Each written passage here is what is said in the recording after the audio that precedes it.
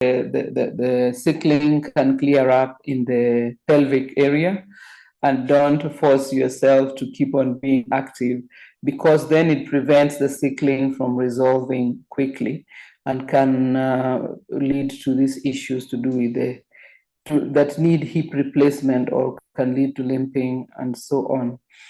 So if you want to do exercise, do very low impact exercise that just gently moves the joints. Of course, we know that joints heal when they are moved, but in the case of sickling, because of the sensitivity of the sickling itself, you need to avoid high impact exercise for someone who has sickle cell. Exercises like walking and maybe swimming and so on can be useful, but things like running or jumping and so on might not be advisable, especially if you have reached past the teenage years, because the longer you live with sickle cell disease, the more, of course, the illness damages the joints, because joints also have got small blood vessels that get damaged when there is a sickling crisis. So to help with the healing of sickling, and also if there is going to be an operation, we recommend chelated zinc. We also recommend full motion and CalMag. Next, recommend for some diabetes, high blood pressure, and a failing kidney. As I said in the previous question, these are often linked. So we would recommend that they start with botanical balance together with lipotropic adjunct and pro-vitality. In addition to that, they should look at their diet and eliminate those foods that we have that contribute to illness rather than good health. So botanical balance, lipotropic adjunct, and pro-vitality to assist with the issues of type 2 diabetes, high blood pressure, and a failing kidney. Next was endometriosis. So this is a condition where there is an overgrowth of uterine cells in different places and can lead to heavy menstrual bleeding. Try to identify and avoid any problematic foods in your diet. Also, a gentle massage or a warm compress can give temporary relief. We recommend from Neolife Magnesium Complex, vitamin A plus D, Herbal Feminine Complex, and omega-3 salmon oil. Next, we have another question of a type of bone cancer. So again, as previously, we recommend phytodefense, we recommend multimineral alfalfa and vitamin A plus D. Next question was about what to recommend for gout. So here, the lifestyle, we recommend minimizing alcohol intake, especially beer, increase vegetable intake in the diet, and the supplements we recommend for gout will be omega-3 salmon oil, vitamin A plus D, and flavonoid complex. Then I'll end with a question about weight reduction. Again, we don't recommend a specific diet because there is no one diet that works for everyone. What we recommend is healthy eating. Ensure that you remove things like refined sugar and excessively processed foods from your diet. Opt for healthy fats. I would recommend you, as much as possible, return to your traditional diet of whole foods, because if you remember that things like obesity were virtually unknown in former days in our cultures, but now it is becoming an epidemic. So we should wind back and start going back to our traditional diets, which had whole foods, which are very nutritious. And another thing you can do is to eat until just satisfied. Avoid eating large portions of food that lead to being excessively full.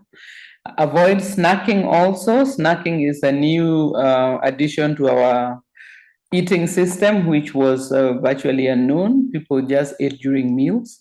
So stop snacking, and rather practice time-restricted eating, where you eat during specific meal times and not just continuously eating, because this means that your system is continuously getting in new fuel, and that way it never gets any reason to use its fat deposits. So if you're trying to lose fat, then do restrict the period during which you eat. You can decide to eat within the 8 hours of a daytime. You have your breakfast, lunch, and supper, and then don't eat outside of the meals or outside of those daytime hours.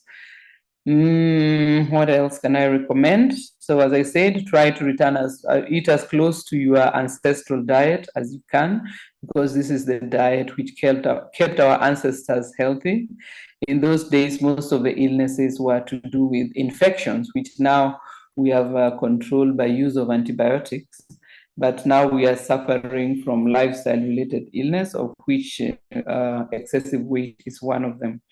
On the New Life side, we can recommend that you use amidon, which is an amino acid preparation that helps to maintain non-fatty tissues and helps you to maintain your muscles, so that when you're exercising, the muscles help to burn fat. We also recommend Pro-Vitality to ensure that as you change and adjust your diet, you are getting adequate nutrition. And you can also opt to use New Life Shake as a meal replacement for one of your meals.